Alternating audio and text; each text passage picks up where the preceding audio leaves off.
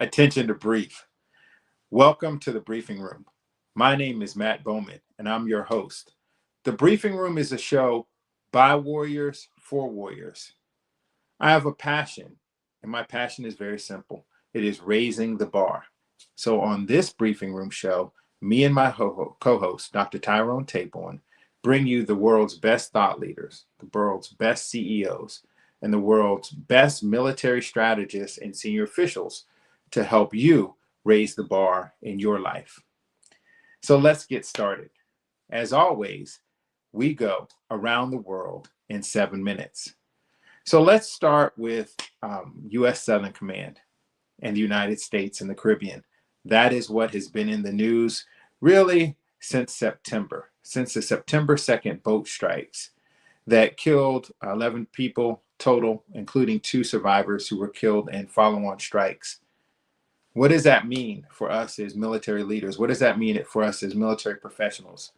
You know, as you go through your training, through your different schools at the command level, at the 05 level, and at the flag level, you're taught about the laws of combat, the rules of combat, going back thousands of years of history, up through the Nuremberg trials, up through the International Criminal Court of today.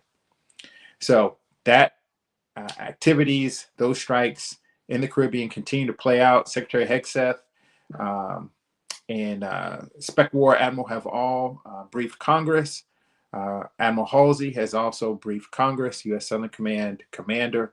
And so over the following weeks, we're going to find out more information. But at the heart of the day, the question is the laws of combat. The laws of combat don't just apply to combat. The laws of combat apply in everything that you do in your life. A Master Chief, Command Master Chief, once told me one time, Matt, there's 3 things that you need to know to be a successful military officer, to be a successful executive. You need to be on time, which is early. You need to be in the right uniform for the occasion, and you need to know the rules. Knowing the rules of life, whether they're the written rules or the unwritten rules, are the key to success. Now let's go to Europe. In Europe, Command EUCOM is also reevaluating the relationships with NATO, Poland, Ukraine, and Russia. All of those conflicts, all of these changing dynamics between the U.S. Europe relationship has great impact on all of us. So from an analysis standpoint, from the briefing room standpoint, it's important for us to look at what happens 30 years from now. As the military leaders, we operate on a 30-year horizon. It's 30 years for budget, 30 years for manpower, 30 years for equipment. When we look at the relationship with Europe, that is also on a 30-year timeline. It is changing every day with lots going on. Ukraine and Russia, still in the news, not going nowhere anytime soon. Lots of efforts to bring peace to the region, and every day young men and women are dying in that conflict. Let's go to Africa. In Africa, 24 years ago in Sudan, in the Darfur region, was a lot of conflict between the Sudanese government and the rebel forces. Today, one of those leaders was just convicted by the International Criminal Court for war crimes in Darfur. So that is Africa's biggest news. In Asia, China has now reached peer status. The whole designation of near peer status for China and the Communist Party there is over. They are now, especially in Asia, officially our peers. That has huge national security implications for Americans. It has huge national security implications for our children.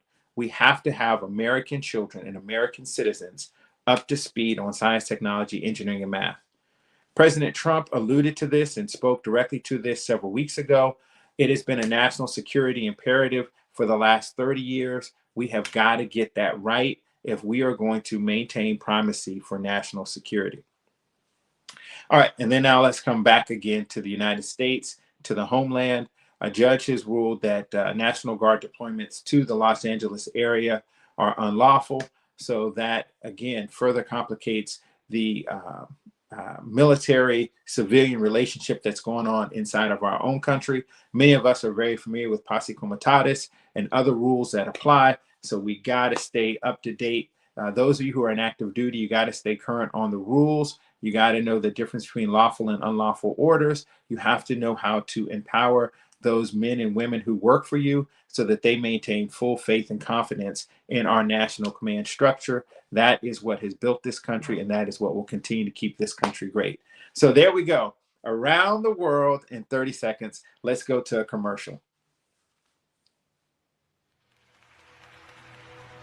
It's the moment in your eyes when the future becomes clear. 40 years ago, a vision was born. To break barriers, to celebrate brilliance. The hopes of what's in reach. From pioneers to innovators to tomorrow's dreamers, Baya has changed the landscape of STEM forever. Great minds, great people, great futures. Join us for Baya 40. Don't just watch history, be part of it. Baya, becoming everything you are. Become everything you are.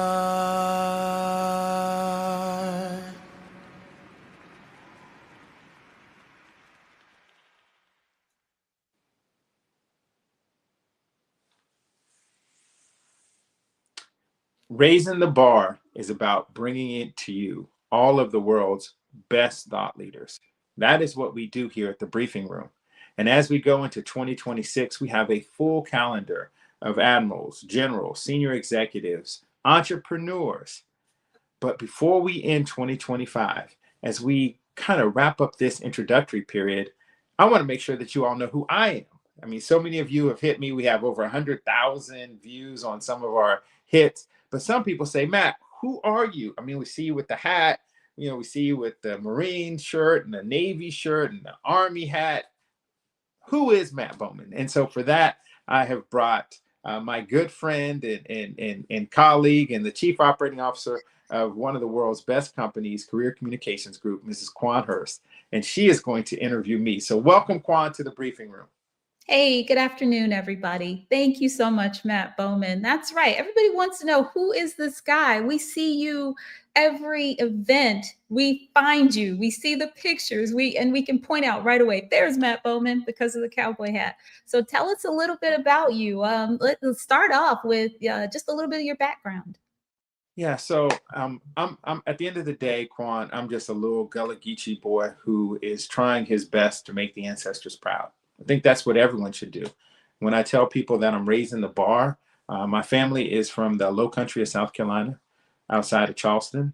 On my mother's side, they came from one of the first free towns ever created by formerly enslaved people. It's called Lincolnville, South Carolina, outside of Somerville. And in that town, they had a community where the mayor, the storekeeper, the landowner, all of those people were Black people. And they existed in this world right outside of Somerville, one of the most affluent communities in South Carolina. And so it really shaped the way that my mother viewed the world, the way that my grandfather and my grandmother on that side viewed the world. So my grandfather was Navy on my mother's side. He was one of the first African-American sonar techs in submarines on that side. And then my grandmother, she was, multi-generations in Lincolnville. And then on my dad's side, they come from Walterboro, which is home of the Tuskegee Airmen.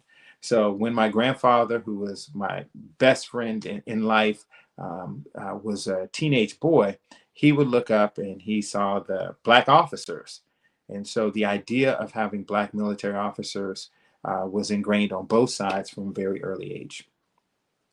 Wow. So you come from a military background. Not that we didn't know that, but Quan, I actually do. As you know, we have a a farm, the family farm in Rondo, South Carolina. My father converted into a military museum. It's also a winery where we grow wines. We have a vineyard, we have an orchard. We bottle our wines, everything from seed to bottle, and then we sell there on site. So if anyone wants to have some great muscadine wines, some great elderberry wines, some great sweet wines, Bowman Vineyard and Winery, 17144 Augusta Highway. Gratuitous plug, Quan. So that shame, Shameless plug. shameless plug. So that's kind of who I am. I want to circle back to the Navy piece on my grandparents' side, on my mother's side, my maternal side. Charleston is a Navy town. It's joint base Charleston now, but for many, many years, that was one of the nation's most influential ports, whether it comes from the fact that over 60% of African Americans who are here in this country can trace their coming to America to the port of Charleston.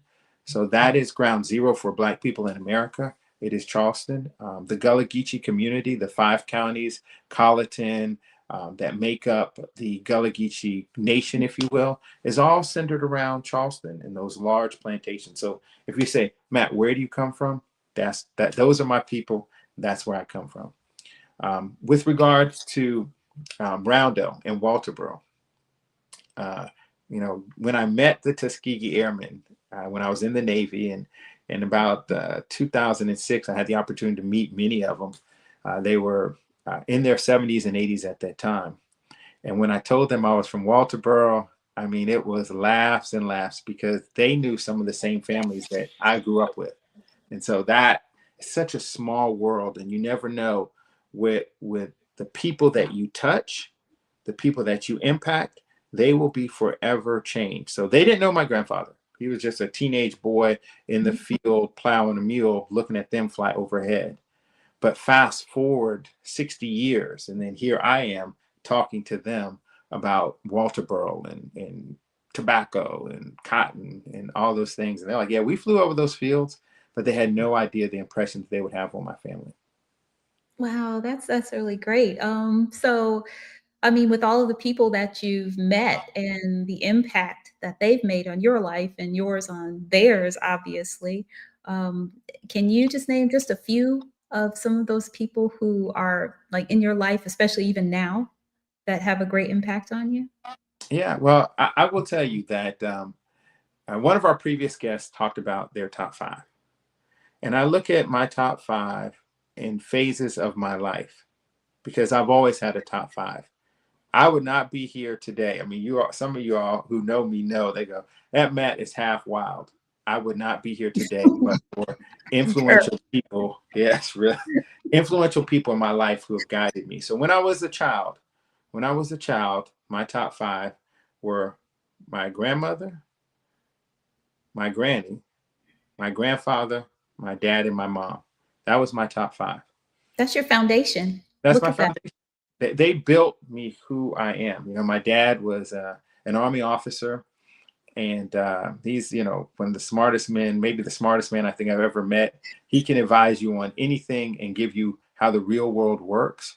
My mom is a tiger mom. Before I knew the expression, my mother is a tiger mom. She calls me every day. She called me this morning to figure out what we were going to do for this podcast. So every day of my life, my mother has called me and checked on me. So when I was like 0 to 2, that was my top 5. And then when I became a child, my top 5 was my older sister, who always believed in me, called me her smart little brother. Before anyone else told me I was smart, my sister Leah told me I was smart. My brother Nick, who's my younger brother, who was my champion, and then my baby brother Phil. And so we were kind of the core 4. Before there was a business core 4, I had a childhood core 4. And we did 11 schools in 11 years, the 4 of us. And so when you talk about overcoming adversity and pivoting and changing, the 4 of us, like I say, every year it was a different school. What does that teach you? It teaches you resilience, courage, because you have to fight every place you go. Every place, right? Every place, it's like, and so as soon as you know that you're going to a new location, as soon as you know that you're going to a new situation in life, You can Yeah. be guaranteed of a couple of things. Three things. One, there is an existing order, and you Right. as a new person have to find your place at the top of that existing order. So, we used to play King of the Mountain, and so King of the Hill. And so, listen, I'm expert. I come in there throwing blows, Quan. As soon as you get there, you got the first 3 weeks is establishing presence. The second thing is that every place is going to be different. So while you might strive to be the top at a new location, it just might work out where the kid there is the biggest, baddest, bully, smartest kid ever. And so you may have to find yourself as a number 2 or number 3. And that's okay. Just, Yeah, that's yeah, true. raise the Yeah. bar. Raise the bar. And the You know, third oh, go ahead. What's the third thing? I'm waiting.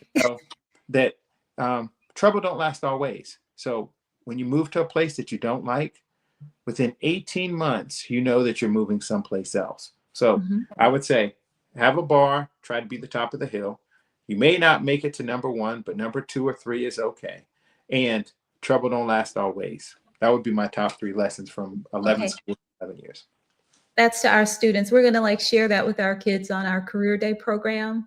But you know what?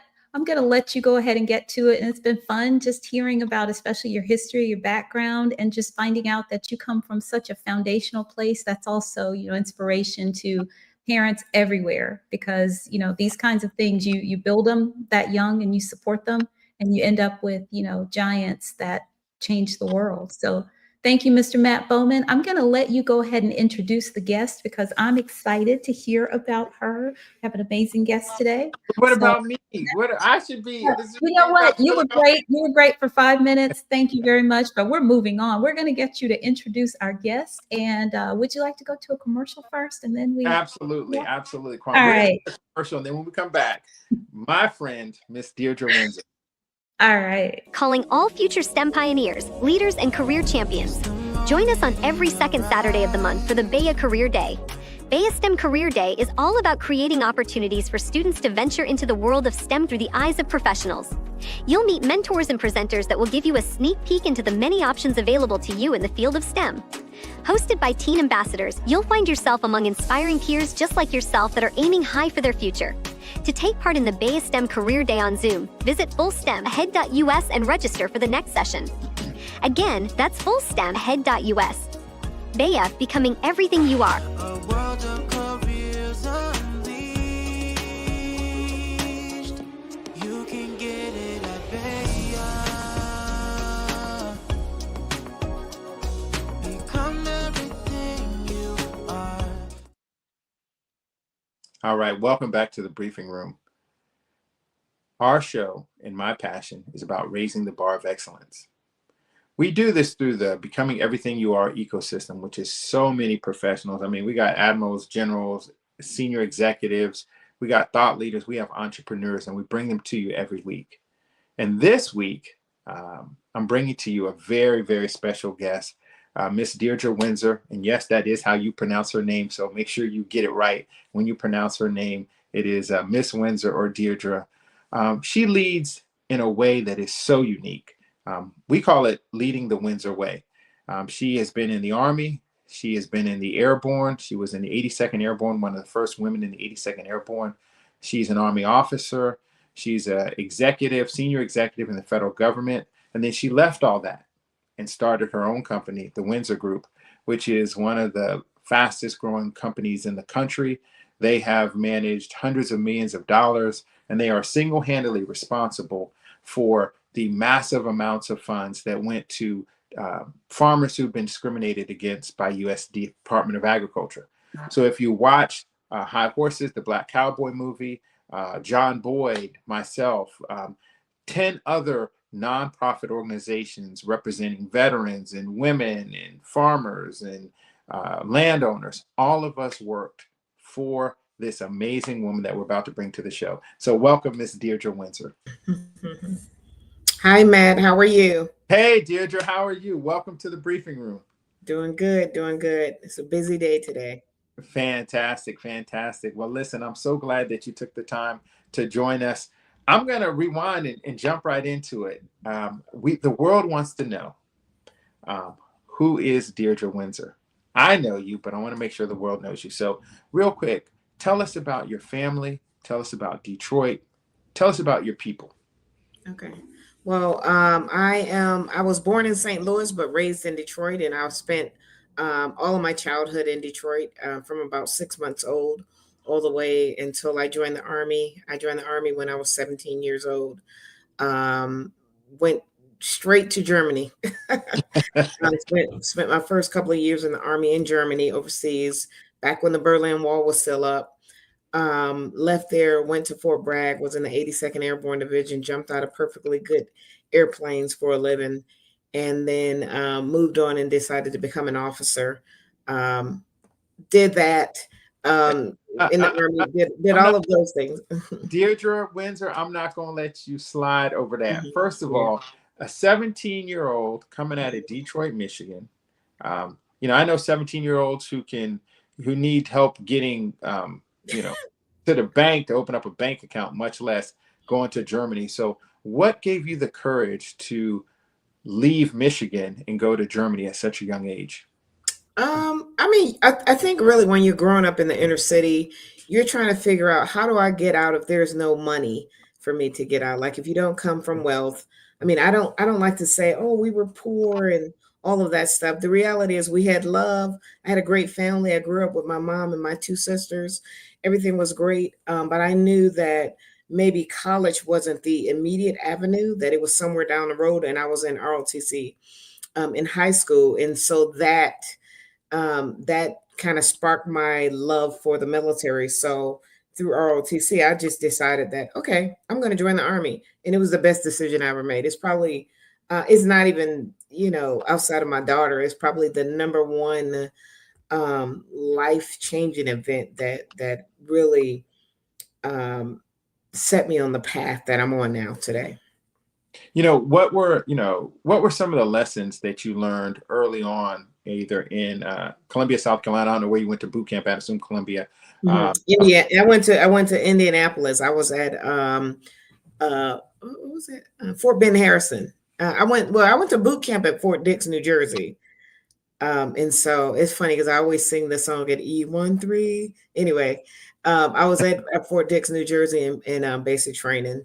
Then I went to I forget what they call it, advanced training, because I was a finance soldier, and I did that at Fort Ben Harrison, Indiana, which is where DFAS is, the Defense Financial, which is where we get our retirement checks from. So went there. But just, when you're in high school and you're like, how can I get out of here? It's like, you're going to stay here and you're going to either be, there. I have friends. I love my friends in Detroit. But there's something to be said about leaving home, because I think when you leave home, you're automatically forced to do something different because you're not where everything is as it has been all your life. When you step out of the city where you grew up in, you automatically start doing things different, because really you got a whole different, sorry about that. You have a whole different, you have a whole different, just kind of outlook when you start over somewhere new. So. Well, we work with so many young people, K to 12, all races, all genders, getting them ready. And so I'm going to tell that to them. I'm going to share that with them on Career Day, that get away from home. Just get away from home helps you grow up. It does in the military. I think the military is really a place that forces you to grow up.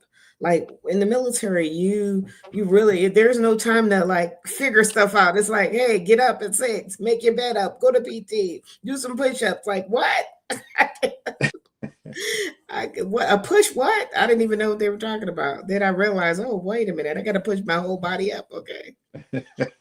It's a lot. It's like, bam, and you got to eat fast, and everything is fast, and there's no time to try to figure it out, but it really grows you up quick. Like, I wouldn't change it. I really wish every young person had to go into the military for, like, even if they just went to basic training and spent like a year. I wish that was a requirement because it teaches you that discipline, how to be a part of a team, how to think about somebody other than yourself. So it's a really great experience.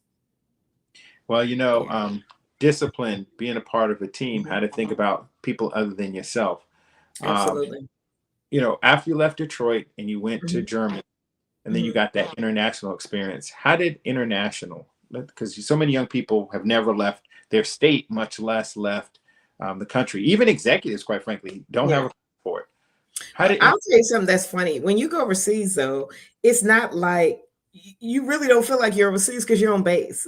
So for me, I was in Germany and I really stayed on base, and we went out and we visited a lot of places. Then we went back to base. It's like yesterday somebody was talking about operating overseas as a business. And I always say that's something that frightens me a bit.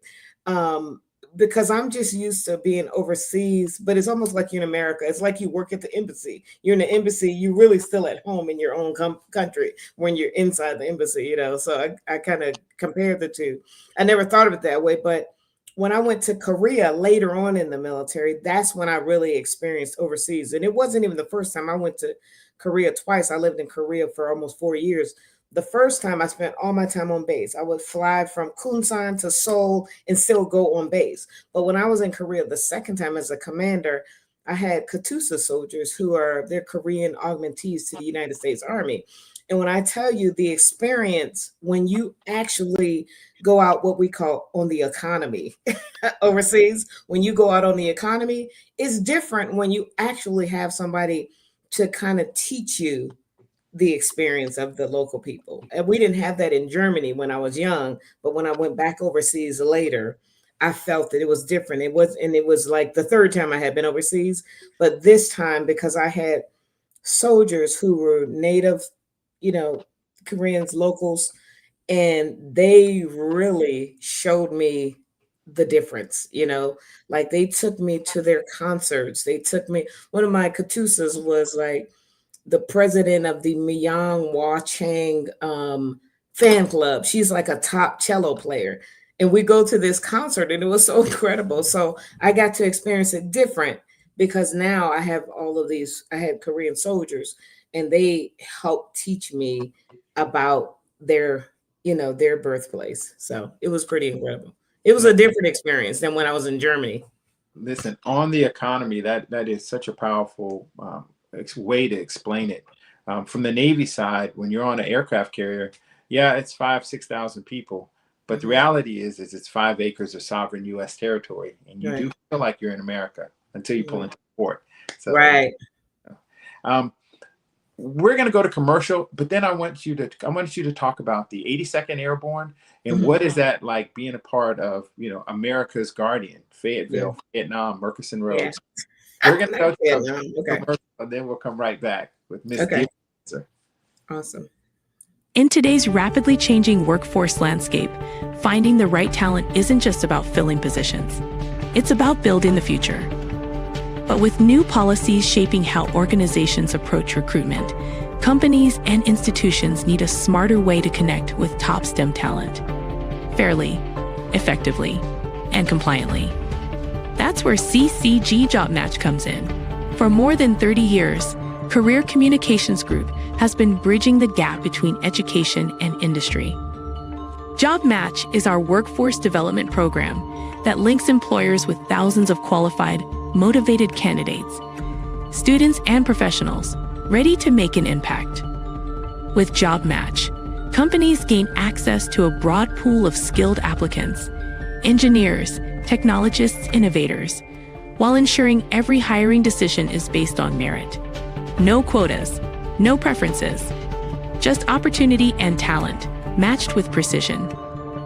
Education partners benefit too, helping their graduates transition seamlessly into the workforce while showcasing the strength of their academic programs to leading employers nationwide. In a world where policies may change, one thing remains constant: the need for great talent. CCG Job Match is where industries, institutions, and innovation meet. Let's build the future together. Contact us at CCG Job Match to start your partnership today.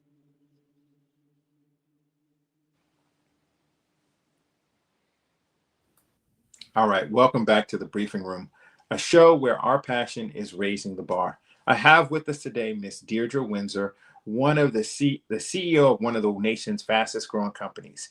So, Deirdre, I'm going to ask you one question, Okay. one question for the audience, and that is, you've had this fantastic military career. You've been part of the 82nd Airborne. You know, everybody wants to, you're the one who told me this. Everybody wants to be hood till it's time to do hood stuff and jump out. Right. So when you look at all of What, that, what I said, Matt, is everybody wants to be airborne until it's time to do airborne. Okay. Until it's time to 1, 2, 3 and jump out of that plane. Like even me. that's right. That's right. All right. So you've jumped out of airplanes. You know, you've done so much. We'll put pictures up in the after show. But outside of your daughter, in business, in government, talk to us about the most impactful thing that you've done. And then once you've done that, we're going to take some questions offline. And then we're going to come back to the show and we're going to learn more about me. But tell us about your most impactful gift to the country. I would say it's two things. Well, you know, in business, we've had the benefit of doing some pretty incredible things. But I also think in business positions you to do some pretty incredible things. So in the business, you know, we've supported some programs that have been broad ranging, impacting the entire nation.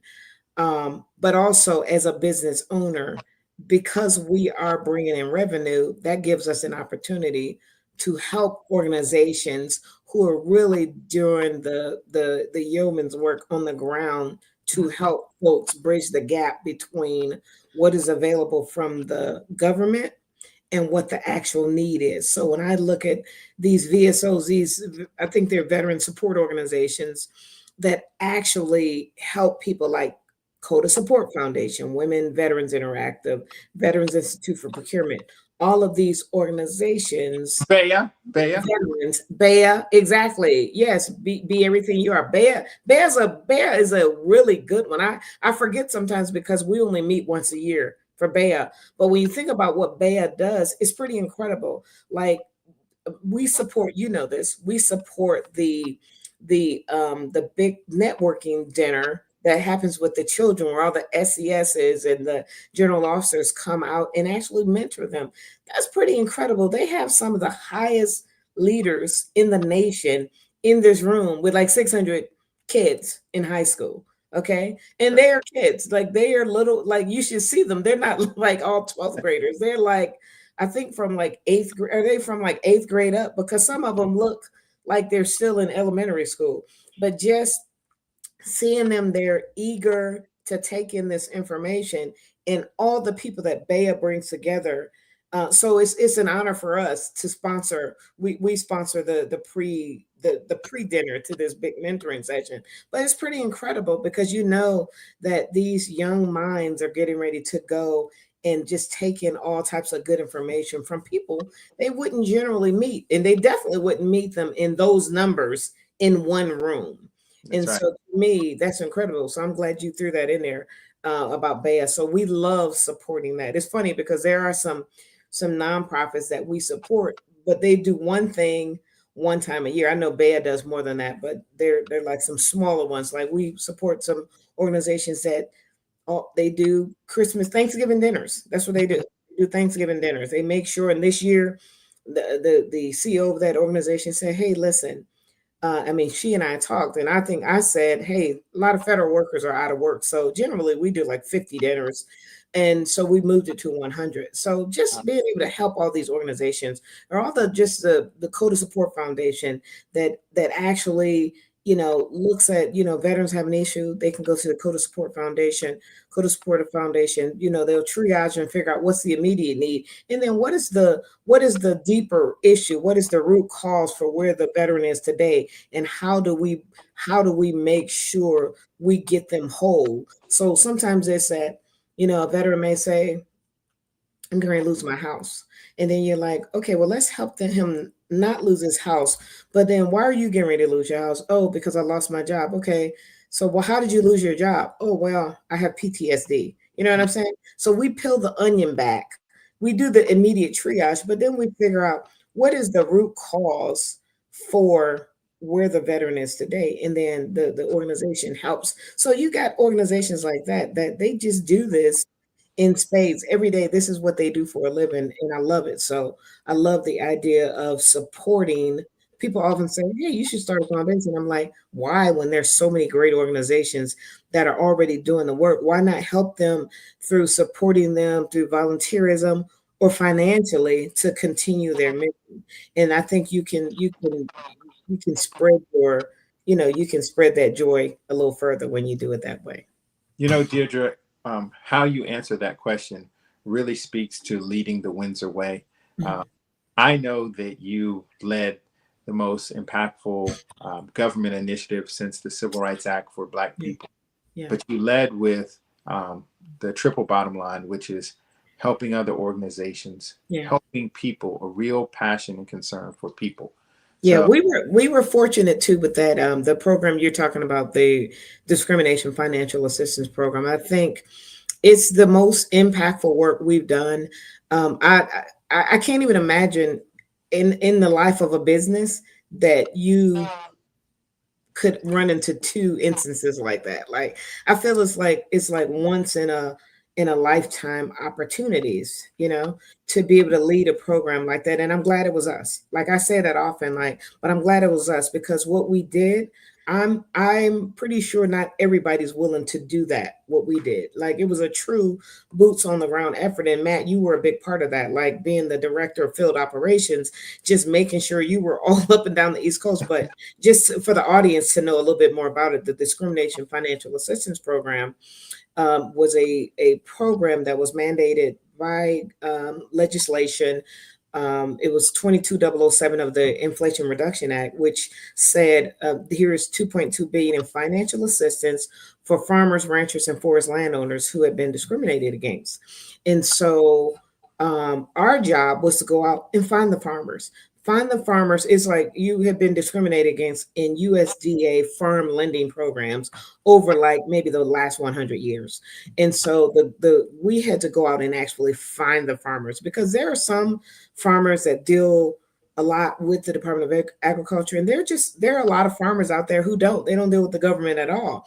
And so we really had to initiate a boots on the ground effort to find the farmers. That was through communications. That was through, you just foot stomping all around. We had the entire East Coast, everything east of the Mississippi River, and just finding those farmers and ranchers. I mean, we were able to get I think we ended up with about the program as a whole ended up with about 58,000 applications. About 78% of those came from the East Coast, which is where we were supporting. So we're very proud of that work. About 33,000 of the 43,000 awardees came from the East Coast. 23,000 came from Mississippi and Alabama alone. Like, Mississippi knocked it out the park with 13,000. Alabama had about 10,000. And then 10,000 more spread across the East Coast. So it was pretty incredible.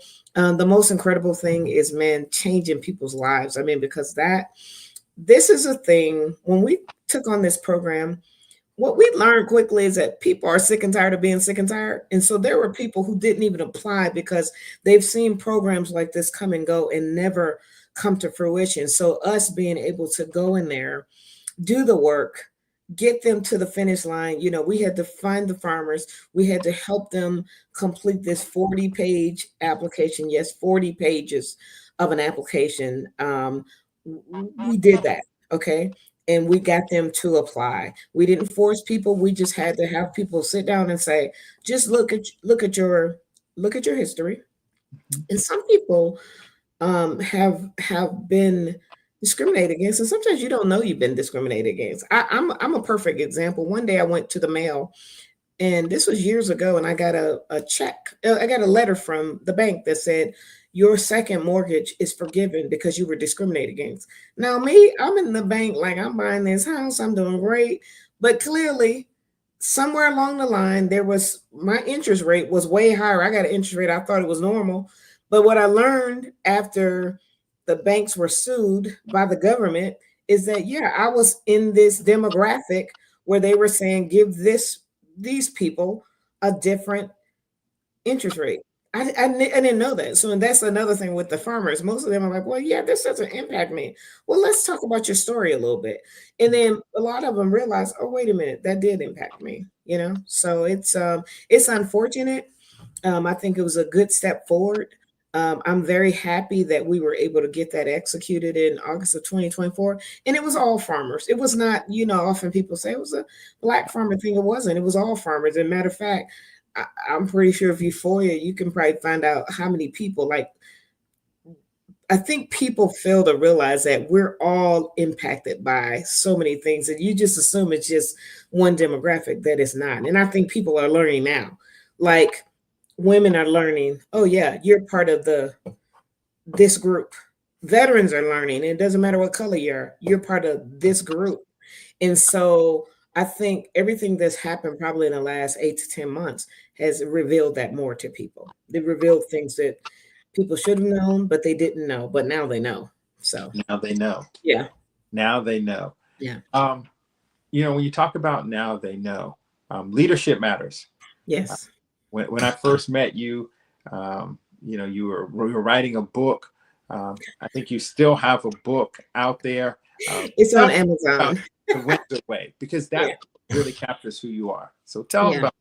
Yeah, so the book Leadership Begins with Hello, which is really talks about practical principles of leadership. It really just talks about the importance of treating people with dignity and respect. But I often say that we live in a world where we spend a billions of dollars in the training and development and leadership industry, and we still forget the basics. We still forget that, you know, hello, please, and thank you reign supreme.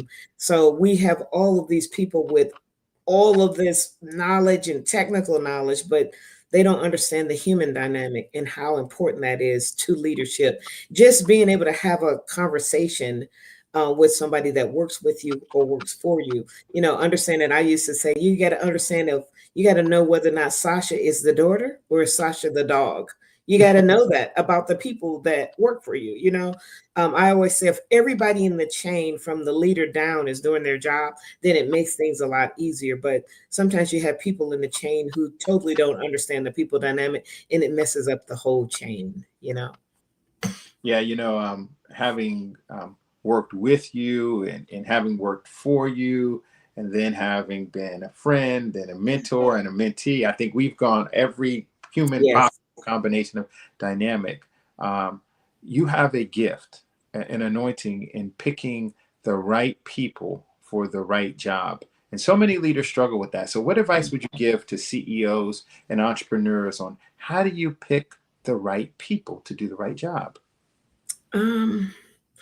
It's funny because I do think sometimes people know who the right person to pick is, but for different reasons they won't pick them. I have people that I've hired multiple times that I know other people skip over because they're looking for a certain packaging, or, you know, like sometimes people ask me about what I have. Everybody at our headquarters is women. That's not by design. It just happened that way. We interview people. I hire people I trust. And you can even get away with the technical. You can lack a little bit on the technical side if I trust you. Okay. But if I don't trust you, then that makes it harder. Because to me, that is probably the key, is having people that you trust, and not just trust to be loyal to you, but trust to do the right things in the absence of guidance. And I don't think that's what we're seeing now on the national stage. You know, it's not about loyalty to me. It's about loyalty to the mission. Do the right things always. If I got an HR person, I need to make sure that person is not worried about, well, what about me when 10 people get a raise and they don't, you know, or the financial person who can see your books. Oh yeah, all of this, you know what I'm saying? You need people that you can just trust to always do what's right. So, and take a chance. Get out of your comfort zone. Sometimes people won't hire a person because, like, oh, that person is, you know, they can be snappy or they can be this or that. Sometimes people don't hire the right folks because they don't know how to deal. They want everybody to be like them, and they want it to be easy and soft. And it's not. You're going to sometimes hire people that grate on your nerves. Like I mute the phone sometimes and I'm screaming, you know. But you know what I'm saying? Like it's you, but most people do feel like, oh, I need to hire somebody that looks like me, that sounds like me, that thinks like me. Good luck with that. Because you're not gonna find that. You're just not gonna find that.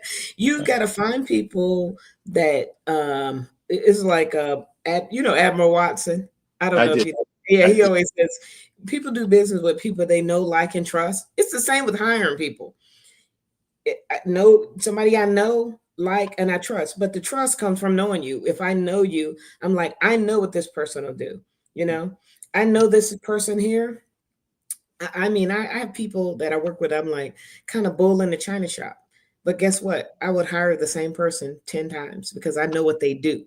And I Right. know what the end result is going to be every time I hire that person. You know, I already know. So, yeah. And that is how, ladies and gentlemen, that is how you build $100 million plus company. So Yeah. these words of We're not wisdom. $100 million yet. Not yet. On your Yeah, way. no, no, On no. your way. We're on our way though. We're on our way. On your way. All right, Yeah. we're gonna go to a commercial, and then Deirdre, thank you for coming up on the show. Mhm. As we do this end of year, there's a play I was in. It was called "A Raisin in the Sun," and they Mhm. say the life of an executive is hell. It's Yeah. I don't even know how many meetings you've had this morning A before. lot. A lot. Which is why I was trying to cancel this. Listen, the show must go on. And Matt is, yeah, Matt, you're like, no, we will have this show. The show will go on. So yeah. So Raising here I the am. bar. Raising the bar. Raising the bar. All Yeah. right, we're gonna go to commercial and then we'll come back. I want to give you a chance to do some final words to the audience, Okay. and then I'm gonna come back with commentary. Okay. It's the moment in your eyes when the future becomes clear. 40 years ago, a vision was born to break barriers, to celebrate brilliance. The hopes of what's in reach. From pioneers to innovators to tomorrow's dreamers, Bea has changed the landscape of STEM forever. Great minds, great people, great futures. Join us for Bea 40. Don't just watch history, be part of it. Bea, becoming everything you are. Become everything you are.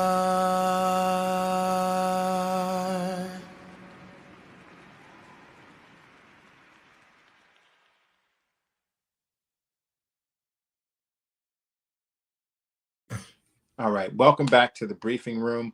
Our show today, Leading the Windsor Way, brought to you by myself and with our special guest, Miss Diedre Windsor, the beautiful, the brilliant, the talented. So, what are some final words that you would have for CEOs and other entrepreneurs? I would just say believe in yourself. Only you know what you're capable of. And don't let other people dictate the direction you take. Um, people will what's the word I'm looking for? They will put their fears and doubts about themselves on you. So you just have to do it the way you do it. Yesterday, I had an opportunity. Last night, I was speaking with about 50 entrepreneurs in this Veterans Institute for Procurement program. And some of the people came up afterwards and they said, thank you for making it. You know, sometimes people make everything so strategic. Yeah, you need to build a big business plan. You need to do all these things. Really, when you're starting out, you're brand new and you're trying to break in there and you're trying to bring in those first couple of dollars of revenue. It's like, put on paper, what is it you're trying to do? What is it you're trying to sell to people? Have you done that thing before? If you did it before, let us know how you did it and how it worked out. What was the result? It's very basic things that you can do to get your business up and running. Sometimes we get caught up in, sometimes I hear people say, well, I'm trying to get my business set up. Like, you need an EIN, you go to EIN.gov. You go to IRS.gov and say, get EIN. It's free. You know, you want to register your business, you go downtown to the Secretary of State. That's what we used to call it when we were kids, the Secretary of State. But, you know, you can Google, oh, where do I go to get a business license in Maryland? It'll tell you the address. I mean, back when I did it, I just went down there in person. They hand wrote everything. I didn't have so my articles of organization is like a handwritten 2-page document. You understand? So don't it's like, don't make things more difficult than they actually are. If you want to do the thing, go and do the thing. It's some simple steps to get started. As you grow, you will formalize things more. You know, as I've grown, yes, I have a more elaborate business plan now. I have I have so many processes in place. We're very structured now, but we didn't start out that way. I mean, it was me on my couch every day with my computer looking up stuff, you know. I love telling people the story about our first contract was me as a secretary for a GS-15 after having left a SES job at an organization. I was a deputy director for management. Then I was the executive assistant to the president of one of the organizations, one of the federal organizations. So you see what I'm saying? Like, you got to roll your sleeves up, believe in yourself, and do it. You know, I hate to steal Nike's motto, but it is the best motto that ever was. Well, like, you just got to go and do the thing, whatever the thing is. But you have to believe that you can do it. You don't need, you need as you, and you got to be able to convince other people that you can do it. And so yeah, just go out and do that thing that you want. And sometimes you can't start immediately. I've had an EIN since 2010.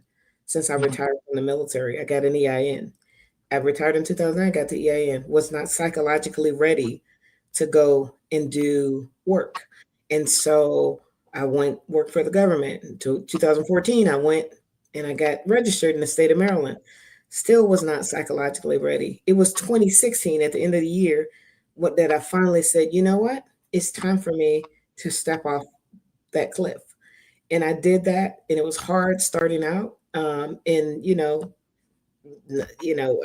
most things worth having are not easy, and so, but I did it. You got to do it, and that's the thing. It's like sometimes people say like they want to write a book or they want to release a song.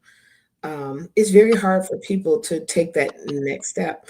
I wrote a book, and sometimes I'll say, like, I was talking to a gentleman once, General Walker once, and I was telling him, I said, "Oh, it took me 3 years to write this book, and it's 45 pages." And he said something I'll never forget. He said, "But you got a book; it's published, and I can go to Amazon right here and buy it." You know, and so does it? Does it need edited right now? Yes. Are there things that I want to do to make it better? Yes. But 10 years ago, I pushed the button, I published a book, and it's out there for the world.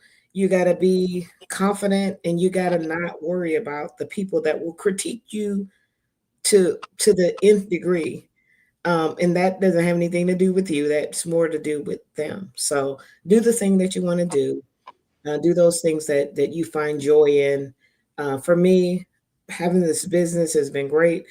I am very exhausted. But I also know this business, it opens the door up to help so many people because you think about it, we've employed over at least 260 people in the last 8 years that we've been in business. We have subcontracted work to over 50 companies. And if you're counting the 1099s, we're going to say 100. That's putting revenue back into people's businesses. We have given away over $750,000. Some of that is charity, some of that is through sponsorships. It's all, to me, is one bucket, but for tax reasons, you got it in two buckets. But we have supported organizations to the tune of that's $750,000 from a small company that we've helped, that we put back into the economy. You see what I'm saying? We have achieved over $90 million in revenue. And so that right there opened the door for the other things. Like, we've employed great people. We pay a living wage. The thing that makes me happy is like when our employees buy homes. It's like, wow, we pay one of my employees bought the home that her parents were raised in. It was her grandparents' home that was back on the market. She was able to buy it. And so that means so much to me. So to me, that's what having the business has done. It's allowed us to help in all those different ways. So Well, Miss Windsor, I'm gonna tell you that you cannot buy a dinner in Gainesville because you changed Gainesville, Florida. You cannot buy a dinner or a drink anywhere in the state of Mississippi, Alabama, Georgia, really throughout this nation. If you go someplace and there's a farmer, a rancher, or a producer in there, they recognize the work you do. So I thank you. I celebrate you. Leading the Windsor way, folks. If you have not yet subscribed to the channel, I want to encourage you to subscribe. Diedre, thank you. Thank you, my friend. You know, you always pull the trigger. You always show up. You always get it done.